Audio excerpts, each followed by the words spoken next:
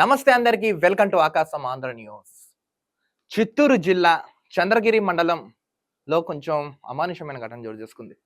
ఈరోజు ఒక ప్రేమ జంట శ్రీవారి పాదం 450 స్టెప్ దగ్గర పురుగుల మందు తాగి ఆత్మహత్య ప్రయత్నం చేసుకున్నారు. ఎవరు వీళ్ళు ఏంటి?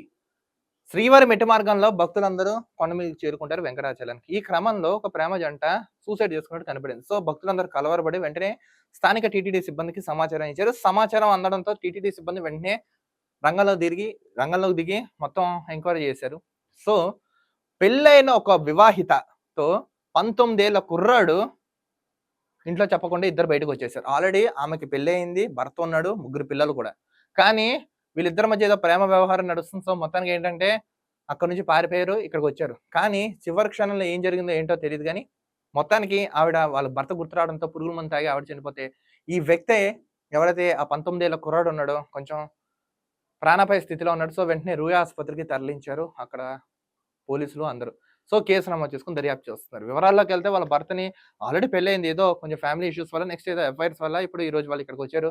చూడండి, కరెక్ట్ గా శ్రీవారి మెట్టు పాదం దగ్గర 450 స్టెప్ దగ్గర వీళ్ళు ఆత్మహత్య చేసుకుని చనిపోయారు. చూడండి, కర్మ ఎంతటి వానైనా సరే వదిలిపెట్టదని ఇది ఒక నిలువెత్తిన ఉదాహరణ. ఈ నవ్వేడేస్ ఏమైందంటే ఈ సోషల్ మీడియా మాధ్యమాలు ఇవి అవి సినిమాలు వెబ్ సిరీస్లు అన్నీ చూసి జనాలందరూ పొల్యూట్ అయిపోతున్నారు, మొత్తం చెడిపోతున్నారు. ఈ క్రమంలో చూడండి, పెళ్ళైన వివాహితతో వీడు లేచిపోయాడంటే ఏమనాలి చెప్పండి? మొత్తం అటు వాళ్ళ కుటుంబం పోయి, ఈ కుటుంబం పోయి, వీడి ప్రాణాలు పోయి, ఏంది ఇది? పైగా మళ్ళీ పోయి వచ్చి తిరుమల శ్రీవారి మెట్టు దగ్గర సూసైడ్ చేసుకుని చనిపోయారు.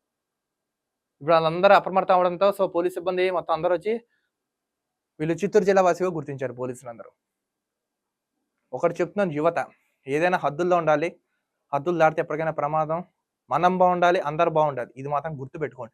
అమూల్యమైన జీవితాన్ని నాశనం అయిపోయినట్టే కదా. ఇప్పుడు పోలీసులు కేసు నమోదు చేయండి, దర్యాప్తు చేయండి, అసలు ఏం జరిగింది ఏంటో క్లియర్ కట్గా అయితే తెలుసుకోండి. తిరుమల ప్రక్షాళన మొదలైన తర్వాత ఇలాంటి ఘటనలు ఎన్నో జరుగుతున్నాయి. కానీ ఫస్ట్ టైం టీటీడీ హిస్టరీ ఇలాంటి జరగడం అమానుషం అంట. కొంచెం విచక్షణ జ్ఞానాన్ని ఉపయోగించండి. ఎందుకంటే మనం మనుషులు. కేసు నమోదు చేయండి పోలీసులు. ఎంతటి వారైనా సరే వదిలిపెట్టకండి. ఏం జరిగిందో లోతుకి ఎంక్వైరీ చేయండి. చూస్తున్నానండి ఆకాశం Andhra news. This is Dilip signing off.